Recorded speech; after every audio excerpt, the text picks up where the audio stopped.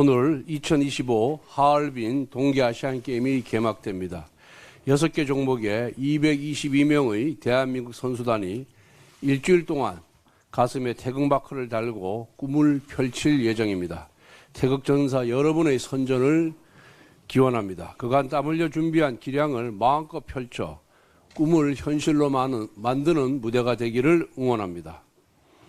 국민들을 혼란케 하는 민주당 이재명 세력의 갈짓자 행보가 연일 이어지고 있습니다. 어제 민주당은 반도체 특별법에서 주 52시간 근로제 예외를 빼고 처리하자고 선언했습니다.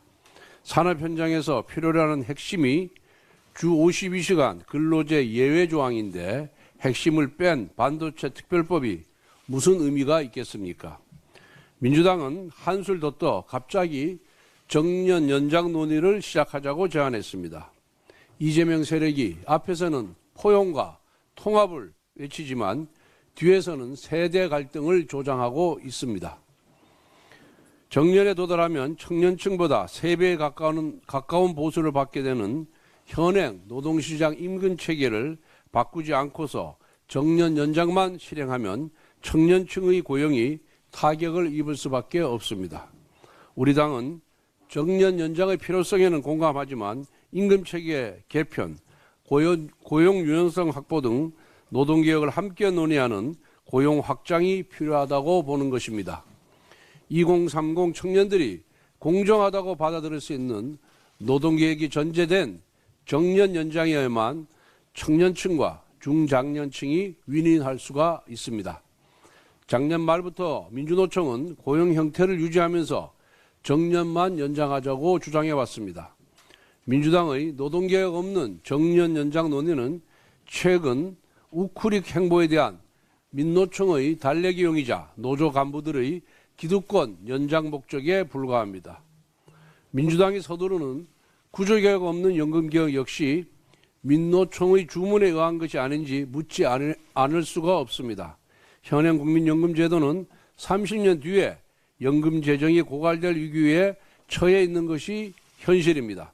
그런데 민주당이 주장하는 대로 구조개혁을 빼고 자동 안정화 장치도 없이 소득 대체율을 44%까지 올리는 모수개혁만 한다면 고작 7, 8년 재정 고갈을 늦출 뿐 근본적인 해결 방안이 되지 않습니다. 지금 2030 청년들은 연금을 납부만 하고 돌려받지 못할 수도 있습니다. 안정적인 소득과 직장을 가진 민노총은 몇 년 더 윤택한 노후를 누리겠지만 우리 미래 세대에게는 빛과 불투명한 미래만 남습니다. 이것이 과연 국민을 위한 개혁입니까? 민노총을 위한 구애가 아닙니까? 내란죄 없는 탄핵, 구조개혁 없는 연금개혁, 원전 R&D 예산 삭감한 한미동맹 강화, 주 52시간 근로제 예외 없는 반도체 특별법, 임금구조 개편 없는 정년 연장에 이르기까지 이재명 세력이 내놓고 있는 정책 대부분이 핵심을 빼놓은 국민 기만극입니다. 겉과 속이 다른 수박, 그것도 미래를 위한 씨앗을 쏙 빼놓은 씨 없는 수박이 바로 이재명 우크릭의 실체입니다.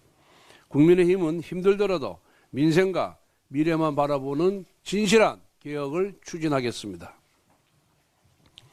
지난 6일 서울고법은 김용 전 민주연구원 부원장이 대장동 일당에게서 금품을 받은 혐의에 대해 2심에서 징역 5년을 선고하고 법정 구속을 하였습니다.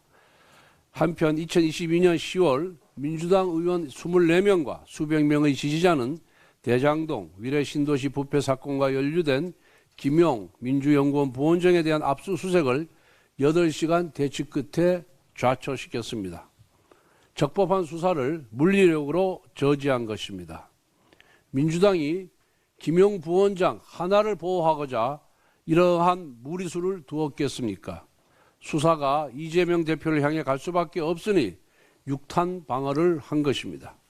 그동안 이재명 대표는 이사불명, 폐문부재, 위헌 법률심판 제청 신청 등 온갖 장깨로 재판을 지연시켜왔습니다. 또 당무를 본다, 코로나 걸렸다, 단식한다, 선거한다 등의 가진 핑계로 재판에 불출석하기도 하였습니다. 한편 지난 12월 이화영 전 경기도 평화부지사는 쌍방울 대북 송금 혐의로 징역 7년 8월을 선고받았습니다. 김용 부원장, 이화영 전 부지사 모두 누구입니까? 이재명 대표의 최측근 인사들입니다. 종범이 이 정도 중형이 나왔다면 주범인 이재명 대표는 당연히 그 이상의 중형이 선고될 것입니다. 현재 이재명 대표는 8개 사건에서 12개 혐의로 5개 재판을 받고 있습니다. 앞으로 차근차근 재판이 완료되면 이재명 대표는 정치 인생보다 긴 형량을 받을 수밖에 없습니다. 선거로 죄악을 덮어보려는 도피성 출마의 꿈은 이제 포기해야 합니다.